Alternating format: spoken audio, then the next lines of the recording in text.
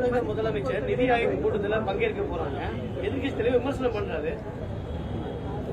முதல்வர் நீங்க எங்க ஊர்ல பழமொழி சொல்லுவான், வழக்க பிடிச்சாலும் சத்தம் போடும், வெட்ட பிடிச்சாலும் சத்தம் போடும். அப்படி இருக்கக்கூடாது. ஒரு நல்ல கருத்து முதல்வர் போறாருன்னா அவருக்கு பாராட்டணும். அவர் என்னென்ன காரியங்களை முன்வைக்கணும்னு அவங்கள்ட்ட ஏதாவது கருத்து இருந்தா சொல்லணும். நான் ஒரு மீட்டிங் போறேன்,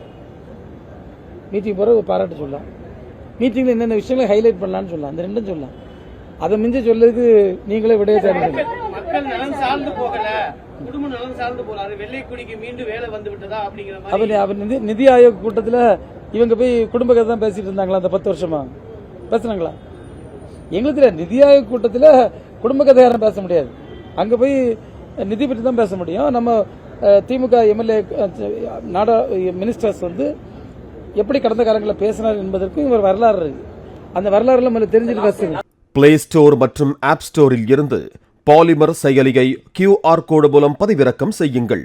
செய்திகளை உடனுக்குடன் பெறுங்கள்.